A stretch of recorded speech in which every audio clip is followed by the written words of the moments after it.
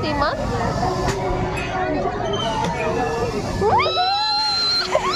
Parang nalulula siya. Kasi bata pa yung maliit lang ano niya. Bakit ito naging